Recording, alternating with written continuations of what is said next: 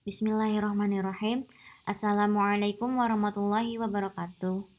Perkenalkan, nama saya Anissa Noroja dengan NIM 1216000030. Di sini saya akan menjelaskan mengenai uji Wilcoxon.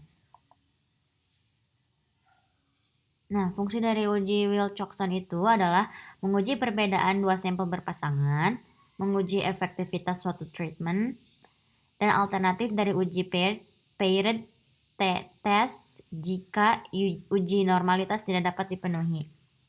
Nah, untuk spesifikasinya, yaitu yang pertama data observasi berskala ukur sekurang-kurangnya interval.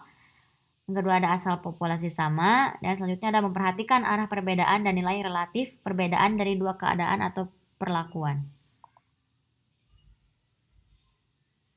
Nah, statistik uji N lebih kecil sama dengan 25.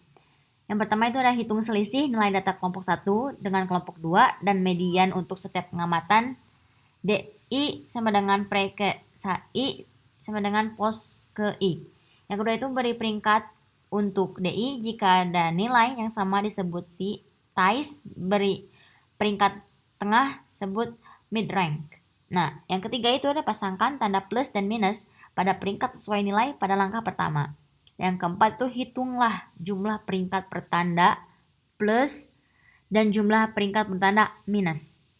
Nah, untuk statistik uji yang digunakan untuk masing-masing hipotesis adalah T sama dengan minimal T min atau T plus. Okay. Next. Nah, kriteria uji N lebih kecil daripada 25 yaitu tolak HO jika T hitung lebih kecil daripada T table, di mana T table diperoleh dari tabel Wilcoxon. Tabel G atau P value lebih kecil daripada alpha. Nah, untuk statistik uji N lebih besar daripada 25, yaitu untuk sampel yang besar, nilai statistik uji untuk uji Wilcoxon menggunakan pendekatan distribusi normal. Rumus statistik ujinya adalah ini nih. Ini rumus ujinya. Nah, terus di mana T nilai koefisien Wilcoxon yang dihitung dengan melihat ranking tanda yang lebih kecil frekuensinya, dan N jumlah seluruh sampel dikurangi jumlah sampel yang nilai D sama dengan 0. Oke, next.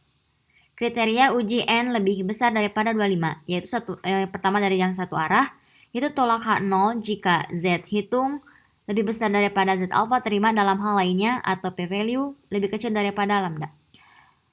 Dua arah, yaitu tolak H0 jika Z hitung lebih besar daripada Z alpha per 2 terima dalam hal lainnya atau P value segitu. Oke, nah di sini ada contoh soal kasus, yaitu seorang peneliti di bidang marketing melakukan penelitian dengan tujuan untuk menguji perbedaan penjualan sebelum dan sesudah perusahaan memasang iklan di surat kabar Rakyat Pos. Untuk keperluan tersebut, diambil sampel secara acak sebanyak 30 perusahaan, diperoleh data sebagai berikut. Nah, data simulasi ini datanya sudah tertulis. Mari kita masuk ke dalam uji SPSS-nya. Nah, seperti biasa masuk ke variable view. Next. Nah, terus nih, di name saya kasih nama sebelum sama sesudah, di desimalnya sama-sama 0. Nah, terus di labelnya yaitu sebelum iklan dan sesudah iklan. Values-nya non. Nah, jangan lupa di measure-nya pakai scale. Oke, next. Nah, setelah dari variable view, kita balik lagi ke data view. Nah, di sini seperti biasa, kita memasukkan lagi datanya secara manual. Dimasukkan sesuai data yang ada di kasus tadi, ya. Next.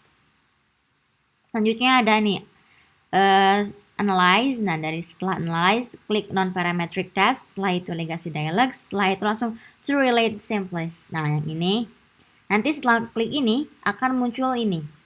Nah, seperti biasa juga, sebelum iklan dan sesudah iklannya kita pindahkan ke test pairs menggunakan ini panah yang ungu ini. Jangan lupa test type-nya yang Wilcoxon ini di checklist ya. Setelah itu langsung oke. Nah, nanti akan muncul hasil seperti ini. Nah, di sini hipotesa statistiknya. Nah, jadi kesimpulannya itu adalah berdasarkan hasil tersebut, maka dapat disimpulkan bahwa terdapat perbedaan penjualan sebelum dan sesudah perusahaan memasang iklan di surat kabar rakyat pos. Nah, mungkin cukup sekian presentasi dari saya. Kurang lebihnya mohon maaf. Terima kasih. Wassalamualaikum warahmatullahi wabarakatuh.